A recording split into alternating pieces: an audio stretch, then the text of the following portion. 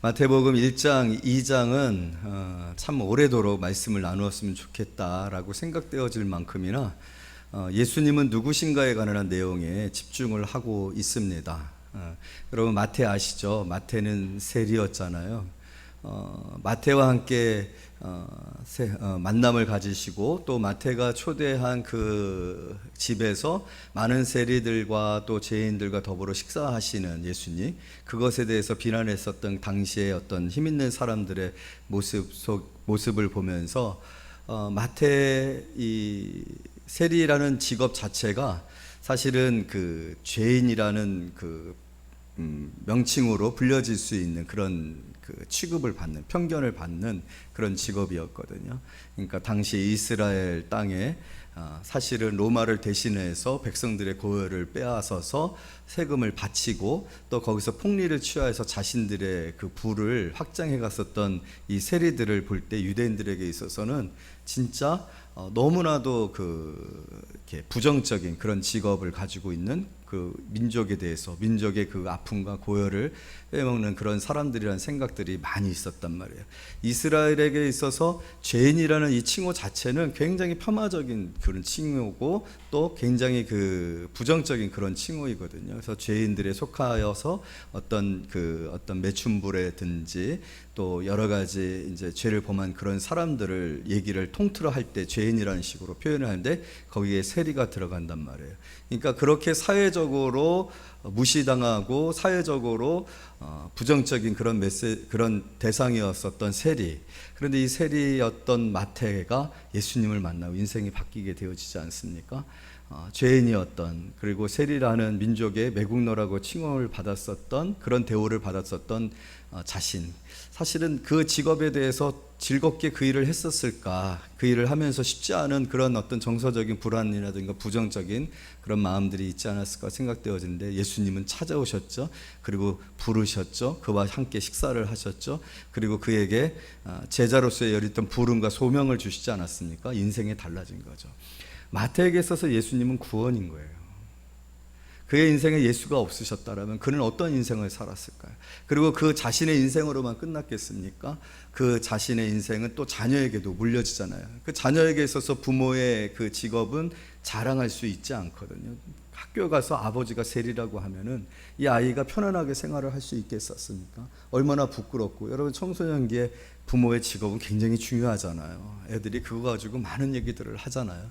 그런 상황을 생각해 보면 마태, 세리, 그리고 그의 가정과 그의 자손의 삶을 생각할 때 참 너무나도 불행했을 거라고 우리가 예측을 할 수가 있겠죠. 그런데 마태의 인생은 바뀌었어요. 예수 때문에 바뀌었습니다. 예수님과의 만남이 마태의 인생을 바뀌게 했어요. 그리고 오늘 이렇게 마태복음에 기록하는 그런 어떤 신령한 어떤 그 영적인 그리고 초대교회의 중요한 역할을 감당하는 사람이 되어서 하나님께 영광을 돌리는 일들이 있어지는 것을 볼 때 여러분 마태가 구원을 받았다는 것을 우리가 알 수가 있습니다.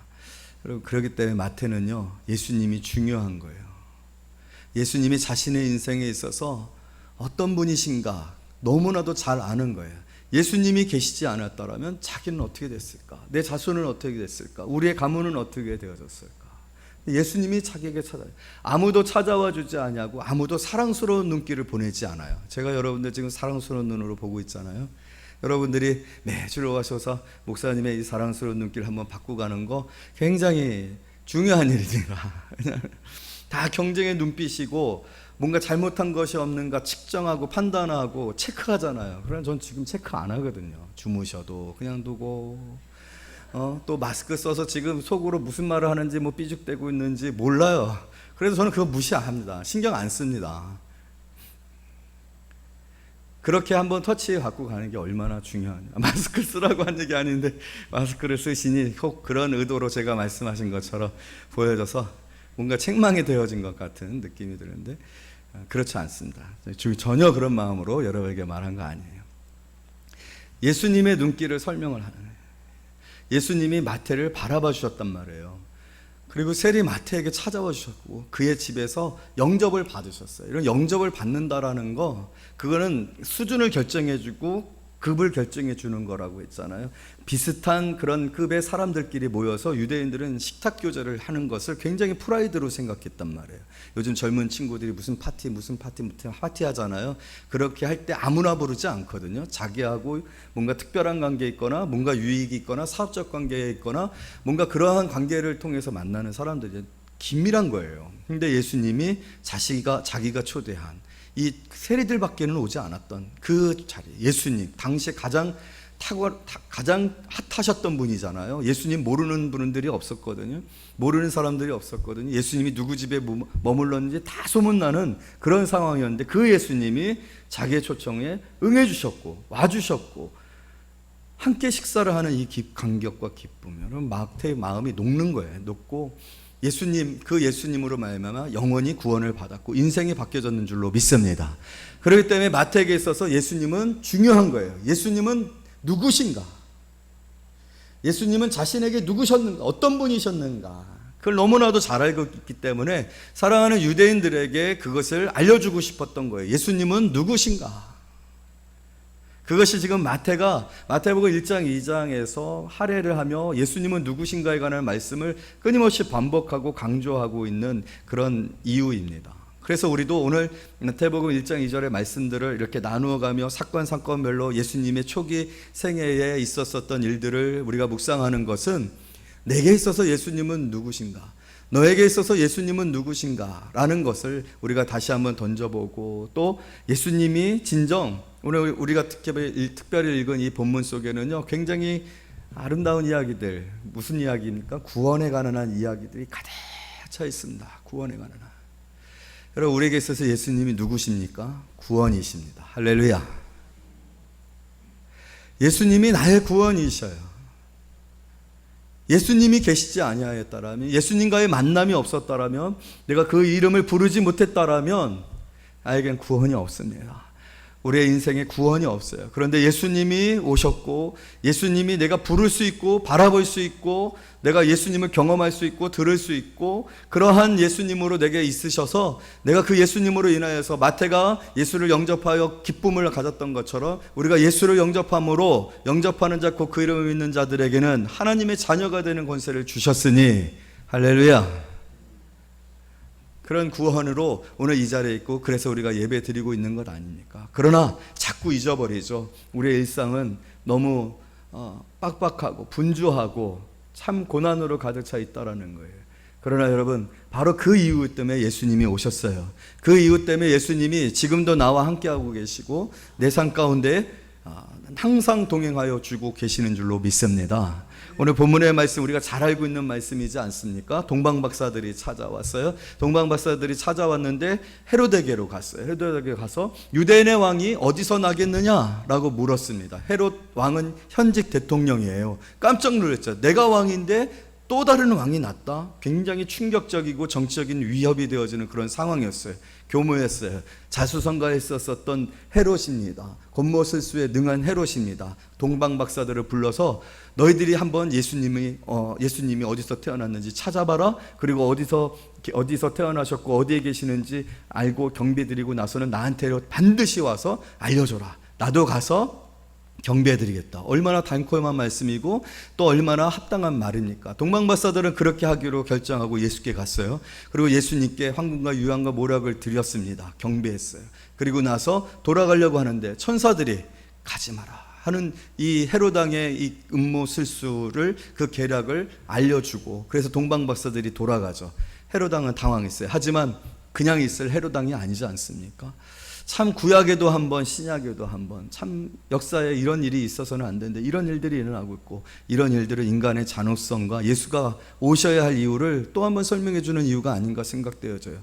여러분 그 아시지 않습니까? 바로가 이 아이들을 산의 아이들을 다 그 나일강에 던져버렸었던 그 유아 살해의 그 박해와 폭박을 아시지 않습니까? 그때 참 우리가 성경을 글로 읽지만 그 당시의 상황들을 생각해 보면 그 상황 속에 있었던 부모님들과 그리고 이스라엘 백성들 중에 있었던 그 슬픔과 그 참담함, 사실 하나님께서 장자의 재앙을 내리셔야 했다라는 생각이 되어져요.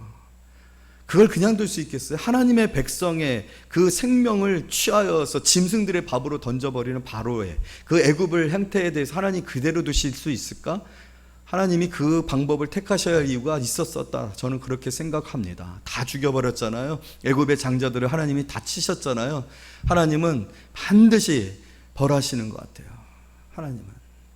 그런데 오늘 이 헤롯이 또 그 일을 행하고 있네요. 그래서 2살 아래로 태어난 베들레헴 지역에 있는 모든 아이들을 다 죽여버립니다.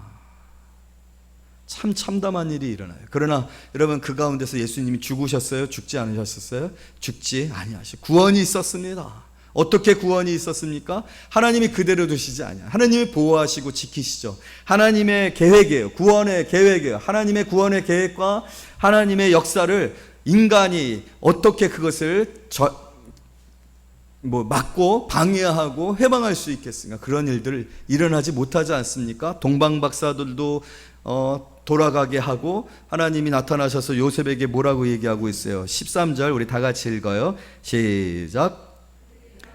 주의 사자가 요셉에게 현몽하여 이르되 헤롯이 아기를 찾아 죽이려 하니 일어나 아기와 그의 어머니를 데리고 애굽으로 피하여 내가 내게 이르기까지 거기 있으라 하시니. 할렐루야. 구원이지 않습니까? 여러분, 예수님의 인생 가운데 구원이 있었고 또 예수님은 우리의 구원이 되셨는 줄로 믿습니다. 또 오늘 본문에 보면 지역이 나와요. 어디가 나와요? 애굽이 나와죠. 애굽으로 피신하여라. 여러분, 애굽으로 피신하게 하신 그 사건은 우린 구약의 애굽과 연관되어서 생각해 볼 수 있지 않습니까? 구약의 큰 구원의 사건이 있죠. 출애굽입니다. 출애굽. 오늘 이 말씀을, 예언의 말씀을 성취하는 선지자로부터 하나님께서 하신 말씀을 이루려 하심이니라. 애굽에서 내 아들을 불러내셨다라고 하시는 말씀의 성취로 예수님께서 애굽으로 피신하셨다가 다시 애굽에서부터 돌아오셔서 예수님이 생명을 보존하고 또 자연적인 그런 성장을 통해서 하나님이 예비하신 그때 하나님의 구원의 일을 이루시도록 하는 일들을 하나님이 이루어가는 과정이잖아요. 여기에 또 무슨 내용이 있는 것인가? 출애굽이 담겨져 있는 거죠. 출애굽이. 하나님께서 이스라엘 백성들을 애굽에서 구원하셨을 때 호세아 선지자를 통해서 무슨 말씀을 하셨냐면 내가 애굽에서 내 아들을 불러내셨다라고 얘기해요. 여러분, 이스라엘 백성들은 애굽에서 출애굽함으로 이스라엘이 되었잖아요. 애굽에서 출애굽함으로 이스라엘이 되어지는 그 시점은 어린 시점으로 영적으로 표현을 한 거예요. 그래서 어린 아들로 이렇게 표현을 하는 거죠. 그러니까 그 구원의 사건과 예수님의 이 생애 가운데 예수님을 하나님께서 보호하시고 애굽에 두셨다가 다시 불러 하나님의 그 구원의 일들을 이루어가는 이 사건을 구원으로 연결시키고 계시는 거예요. 구원의 땅이죠. 애굽에서 출애굽하셨었던 그 사건. 그리고 또 참 놀라운 것은 무엇이냐면 이 예언을 한 사람이 호세아 선지자거든요. 호세아 선지자의 이름의 뜻은 구원이에요. 구원. 그러니까 하나님의 구약의 구원의 사건, 이것을 예언한 사람, 구원이라는 뜻을 가지고 있는 사람 호세아. 그리고 그 유아 사례라는 잔혹한 이 현실 속에서 하나님께서 하나님의 아들, 구원의 그 계획을 이루실 하나님의 아들을 애굽으로 피신시켰다가 다시 부르셔서 생명을 유지하고 그래서 다시 하나님의 구원의 역사를 이루어가는 이 모든 일들, 무엇으로 연결되어져 있습니까? 구원으로 연결되어져 있는 거예요. 예수님의 생애, 예수님께서 이 땅에 오신 이유가 무엇이라는 것을 우리에게 말해주고 있는 것입니까? 구원이라는 것이에요. 그 예수 그리스도로 말미암아 예수를 영접하고 예수 그리스도께서 약속하신 그 구원이 얼마나 확실한지, 얼마나 풍성한지, 얼마나 그것이 강력한 것인지를 오늘 예수님의 생애를 통해서 다시 한번 우리에게 보여주고 계시는 거예요. 여러분, 우리의 구원은 확실한 구원인 줄로 믿습니다. 예수는 구원 그 자체세요. 예수님으로 말미암는 그 구원은 어느 누구도 방해할 수 없다라는 거예요. 오늘 당시에 즉 현직 대통령이었고 가장 강력한 그런 능력을 가지고 있었던 헤롯이 다 죽여버렸어요. 베들레헴의 모든 아이들을 다 죽여버렸어요. 그러나 하나님께서는 예수를 보호하셨어요. 마찬가지입니다. 오늘 세상의 모든 사람들이 다 죽겠다고 해도 예수 안에 있는 저와 여러분들, 하나님이 택하신 저와 여러분들, 우리를 부르시고 우리를 통하여 영광 받으실 놀라운 계획 가운데 있는 우리들을 향하신 하나님의 계획은 무효되지 않습니다. 단절되지 않고 꺾이지 않습니다. 아무리 큰 힘으로 저항을 한다 할지라도 그것을 뛰어넘어 하나님이 우리를 구원해 주실 줄로 믿습니다. 우리는 뭐 하면 돼요? 순종하면 되는 거예요. 하나님의 말씀을 붙들면 되는 거예요. 예수 안에 있으면 되는 겁니다. 그분이 우리의 예수예요. 그런 예수님이세요. 그런 예수님을 붙들고 살아가는 저와 여러분의 삶 가운데 얼마나 놀라운 구원의 약속들이 내정되어져 있는지 모릅니다. 우리는 불안합니다. 그리고 지금 요셉과 마리아는 자신들에게 닥쳐질 이 잔혹한, 그리고 파견되어진, 급파되어진 이 헤롯의 분노 가득한 이 파견되어진 군대를 예측하고 있지 못해요. 여러분, 우리는요 아무것도 예측하지 못하고 있어요. 우리에게 닥쳐질 일들에 관해서 우리는 아무것도 예측하지 못하고 있어요. 내일 당장에도 이 세상을 떠날 수 있어요. 갑자기 내려진 불치의 질병으로 인하여서 내 인생 자체가 병들고 좌절에 빠질 수도 있어요. 오늘까지 아무 일도 없었었는데 갑자기 내일 우리에게 어떤 일이 생길지 우리는 알지 못해요. 그러나 하나님은 아신다라는 거예요. 하나님은 아시고 준비하신다라는 거예요. 미리 지키시고 보호하시고 하나님에겐 대안이 있다라는 거예요. 우리의 영원한 대안, 영원한 구원 누구십니까? 예수님이 있습니다. 예수 안에 있다라면 저와 여러분들은 안전해요. 영원히 안전합니다. 우리에게 있는 이 생명은 영원한 생명이에요. 부활하여 주신 죽음을 이기시고 우리에게 주신 영원한 생명이 저와 여러분 안에 있어요. 우리가 예수 그리스도를 믿는다라는 것은 조금 더 선하고 조금 더 다른 사람들보다 평화롭고 또 정서적으로 좀 안정되어지고 뭔가 종교적으로 심리적으로 안정되어질 수 있는 피드백을 받기 위해서 우리가 예수를 믿는 게 아니라 영원하고 완전하고 확실한 구원을 위해서 예수를 믿는 거예요. 예수님이 그렇게 우리에게 찾아오셨어요. 하나님이 그렇게 우리에게 선물을 주셨는 줄로 믿습니다.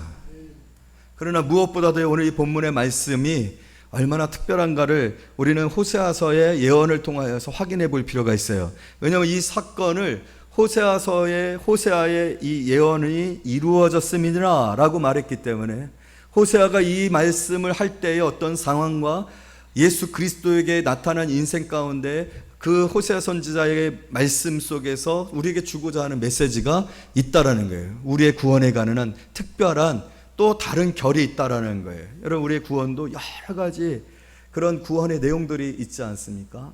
대적을 이기는 구원일 수도 있고요, 질병을 이기는 구원일 수도 있고요, 또 죽음에서 건짐을 받은 죄사함을 받는 관계, 여러 가지 구원에 관한 내용들이 있을 수 있어요. 그런데 오늘 이 본문 속에서 호세아 선지자의 말씀이 이루어졌다라고 했으니 우리는 호세아서의 어떤 그 메시지의 의미를 생각해 보지 아니할 수가 없겠죠. 우리 15절 말씀 다시 한번 읽어보도록 하겠습니다. 15절 시작.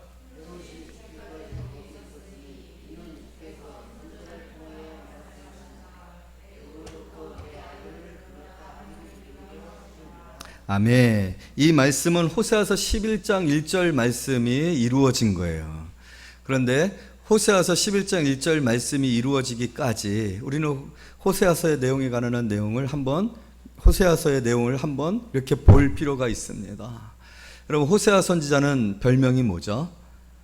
사랑의 선지자입니다. 사랑의 선지자. 호세아 선지자가 활동했었던 시기는 우시아 왕 시대로부터 히스기야에 이르는 그런 시기예요. 북이스라엘을 향하여서 예언을 했었던 그런 선지자입니다. 그런데 여러분, 호세아 선지자가 왜 사랑의 선지자인가 라고 했을 때 호세아 선지자에게는 특별한 명령이 주어지죠. 그것은 무엇이냐? 고멜이라는 여인을 취하라는 거예요. 고멜은 진짜 구약에서 제일 나쁜 여자죠. 제일 나쁜 여자죠.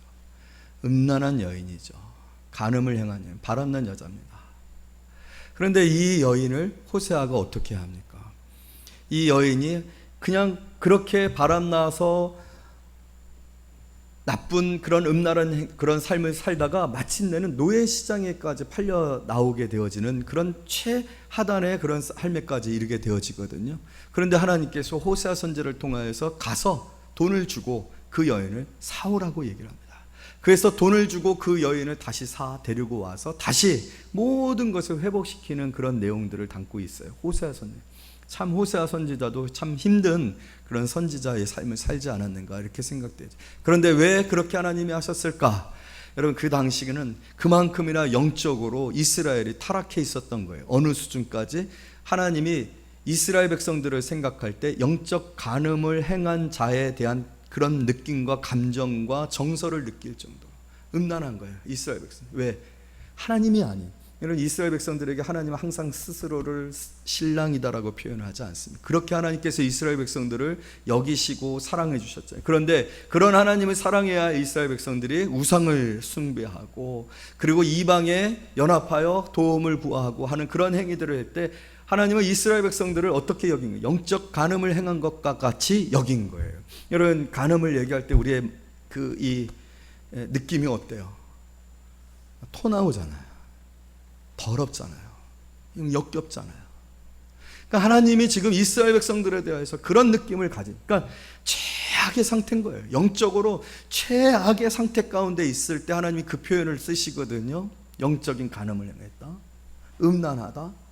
그러한 상태 가운데 있는 그 이스라엘 백성들의 그 상태를 하나님께서 이스라엘 백성들에게 느끼게 해주시고 싶어서 사용하신 선지자가 바로 호세아 선지자입니다. 그의 가정에 바로 그런 일들이 있었던 거죠. 호세아 선지자에게도 그런 마음이 있지 않겠어요? 자식을 낳았어요. 그런데 자식을 낳고서 여인이 바람나서 나간 거예요. 그러고 나서는 음란을 행한 거예요. 정말로 주체할 수 없이. 그리고 마지막에 노예시장에까지 팔리게 되어지는 그런 상황. 얼마나 그냥 뒹군 겁니까? 얼마나 그냥 더러운 행위들을 하면서 살았었던 것입니까? 보기도 실수인 거죠. 그런데 그 여인을 다시 취하라는 거예요. 다시 데려오라는 거예요. 호세아 선지자 그 말에 순종하여 여인을 데려왔죠. 근데 바로 그게 뭐라는 거예요? 그게 우리 하나님의 마음이라는 거예요. 그게 바로 하나님의 사랑이라는 거예요. 여러분, 우리 고상 한가운데서 구원받은 거 아니라는 거예요. 고상하고 우아하고 화려하고 말 잘 듣고 깨끗할 때 우리가 구원을 받은 게 아니라는 거예요. 영적으로 갈 때까지 간, 도저히 회복이 되어질 수 없는 그런 상태까지 간, 그렇게 강팍하고 그렇게 불손하고 그렇게 하나님 앞에 대적하고 하나님을 향하여 얼굴을 돌리지 않고 있어요. 늘 다른 남자들을 향하여 얼굴을 돌리고 다른 남자들에게 잘 보이려고 화장하고 귀걸이 걸고 머리 빗고 하는 그런 영적 상태 가운데 있었던 것이 우리 세상을 향해 우리가 그렇다라는 거예요. 정말 진심으로 우리가 하나님 앞에 나와서 하나님을 사모하고 예배하며 좋아하고 기뻐하고 있는가? 오히려 우리 세상을 기뻐하고 있고 세상에서 성공하고 세상의 어떤 그 추접한 욕망들을 추하며 살아가고 있는 것 아닙니까? 하나님의 사랑보다는 사람들의 사랑을 더 갈급해하고 있지 아니하고 있습니까? 그런 영적 상태 가운데 있었던 이스라엘, 그 이스라엘 향해서 하나님은 호세아 선지자를 통해서 나는 사랑의 하나님이다, 이런 허물에도 불구하고 너희들을 이렇게 내가 사랑하는 하나님이다. 우리 호세아서 11장을 한번 찾아보도록 하겠습니다. 호세아서 11장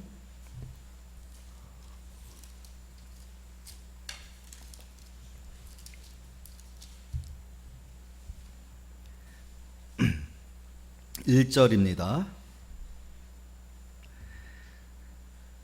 제가 먼저 읽겠습니다. 이스라엘이 어렸을 때에 내가 사랑하여 내 아들을 애굽에서 불러내었거늘. 이 말씀이 이제 예수 그리스도께서 애굽으로 피신하셨다가 내 아들을 불러내셨다라고 하시는 말씀을 이루기 위하여 다시 애굽에서 부르신 그 사건이 이루어진 것이다라고 하시는 말씀을 하고 계시는 거예요. 내 아들이라라고 하는 표현은 이스라엘 백성들이 애굽에서 구원을 받은 그 시점이 이제 시작의 시점이기 때문에 어린 거잖아요. 아기가 같은 거잖아요. 이제 구원을 받음으로 처음으로 이스라엘 백성들이 시작되어진 거잖아요. 그런 표현을 가지고 있는 거예요. 그렇게 너희들을 내가 구원했다는 거예요. 여러분, 애굽에서 이스라엘 백성들을 구원하는 그 일들만 생각해도 이스라엘 백성들은 스스로가 자기를 구원할 수 있는 능력이 없었어요. 가장 강대한 나라 아래 지배를 받고 있었고 가장 큰 고난을 받고 있어서 사실은 독립의 의지나 뭔가 사람들이 무엇을 할 수 있는 그런 의지가 다 꺾여진 430년 동안 노예 생활을 했다라는 거는요, 할아버지도 노예, 아버지도 노예, 나도 노예, 내 자식도 노예, 다 노예인 거예요. 그런 상태에서 완전히 어떤 독립적인 의식들은 사라진 상황이에요. 구원에 관해 생각할 수 있었던 상황이 아니에요. 그런데 어떻게 하나님이 그들을 구원하셨냐고요. 여러분, 모세와 10가지 재앙과 하나님의 그 능력으로 이스라엘 구원했어요. 이스라엘 스스로가 아니라 하나님이 구원하셨는 줄로 믿습니다. 그걸 얘기하는 거예요. 너희들이 어떻게 구원을 받았느냐? 내 아들을 애굽에서 불러냈거늘 너희들은 아무것도 한 것이 아니야. 은혜로, 내 능력으로 내가 너희들을 향한 그 계획과 아브라함에게 약속한 그 약속을 이루기 위하여 이 일을 이루신 것이니라 라고 말씀을 하고 계시는 거예요. 그런데 그렇게 구원을 해줬고 마치 그렇게 내가 너희들을 낳은 것처럼 내 아들을 내가 애굽에서 불러내었다라고 말씀하신 거죠. 자, 우리 1절부터 7절까지 2절부터 7절까지 한 절씩 교독하겠습니다.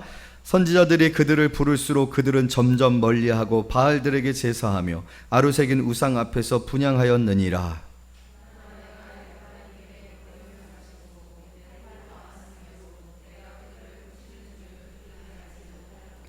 내가 사람의 줄 곧 사랑의 줄로 그들을 이끌었고 그들에 대하여 그 목에서 멍에를 벗기는 자같이 되었으며 그들 앞에 먹을 것을 두었노라.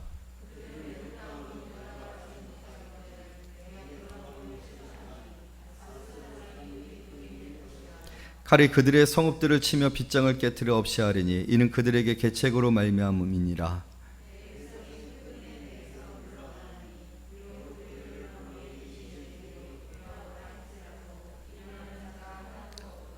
하나도 없도다. 의인은 없나니 하나도 없도다. 모든 사람이 죄를 범하였음에 하나님의 영광에 이를 자가 하나도 없도다. 하나도 없도다. 그 하나가 나이더라. 절대 아닙니다. 하나도 없더라. 여러분, 이것이 우리의 영적인 상태예요. 우리는 이러한 상태 가운데 있어요. 그냥 가만히 있는 것이 아니라 적극적으로 하나님을 대적하고 적극적으로 하나님을 거부하고 적극적으로 귀를 막고 웃고 눈을 막고 있어요. 마음이 강팍해요. 마음이 돌 같아요. 그래서 오늘 호세아 선지자를 통하여서 이스라엘 영적 상태를 고멜로 표현해 주신 거예요. 너희들이 내게 호세아 선지자에게 고멜과 같은 여인이다. 음란하다. 더럽고 다시는 만나고 싶지 않고 내게 준 이 배신감의 이 상처를 내가 씻을 수가 없다. 그런 상태 가운데 너희들이 있다라는 거예요. 그게 바로 저와 여러분의 상태라는 거죠. 그런데요, 우리 8절부터 11절까지 말씀을 읽어요. 8절부터 한 절씩 교독합니다. 에브라임이여, 에브라임이여라는 이 표현은 이스라엘을 향한 애칭의 표현입니다. 에브라임이 장자거든요. 그러니까 첫 생명이잖아요. 얼마나 이쁩니까? 얼마나 기대가 큽니까? 사랑스러운 존재입니까? 자, 읽겠습니다. 에브라임이여, 내가 어찌 너를 놓겠느냐? 이스라엘이여, 내가 어찌 너희를 버리겠느냐? 내가 어찌 너를 아드마같이 놓겠느냐? 어찌 너를 스보임같이 두겠느냐? 내 마음이 내 속에서 돌이키어 나의 긍휼이 온전히 불붙듯 하도다. 9절.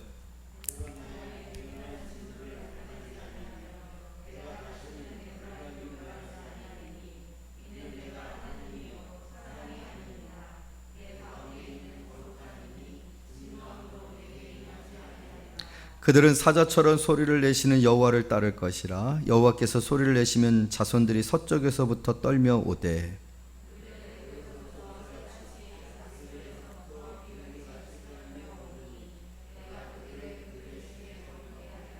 나 여호와의 말이니라. 아멘. 참 우리가 부모를 모르지 않습니까? 부모의 그 마음은 참 이해가 안 돼요. 어떻게 나를 이렇게 사랑해주고 모른 척 해주고 뻔히 거짓말하는 줄 아는데 속아 넘어주고 또 아침에 그렇게 못된 놈 네가 나한테 이럴 수 있어 뭐 쌍욕을 하고 그래도 그 다음날 아침밥에 계란 내가 좋아하는 거 올라오고. 저희 어머니가 그러셨어요. 제가 계란말이 좋아하거든요.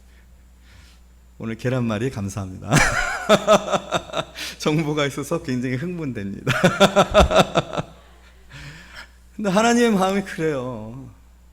이렇게 사랑할 수 없는데 너무 미운데 이 배신감 정말 죽이고 싶죠. 이 노가 그치질 않아요. 그런데 또 다른 분노가 있어요. 불이 있어요. 불이 너무 사랑하는 거예요. 너무 사랑. 불 붙는 것 같도다. 그래서 우리가 구원을 받았습니다. 그래서 예수님이 오셨습니다.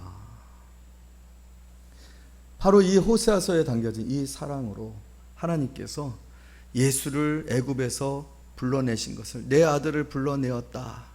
그러니까 하나의 예형, 그 모형이죠. 그런 구원, 그렇게 예수를 내가 보내줬고 예수로 내가 그 구원을 계속해서 이뤄갈 것이다 라는 메시지를 우리에게 주셨고, 우리가 그렇게 죄인 중에 아직도 죄인이었을 때 구원을 받았는 줄로 믿습니다. 이 사랑의 구원이 우리와 항상 함께하고 있을진데, 여러분 예수님과 항상 함께하는 그 삶 가운데 하나님께서 끊임없이 우리에게 주시는 이 구원, 우리를 항상 부르시는 그 부르심으로 내가 다시 거하게 하리라, 나의 말이니라 하신 이 말씀이 내 삶 가운데 이루어지는 것을 보는 저와 여러분들이 되어지시기를 말씀으로 축복합니다. 기도하겠습니다.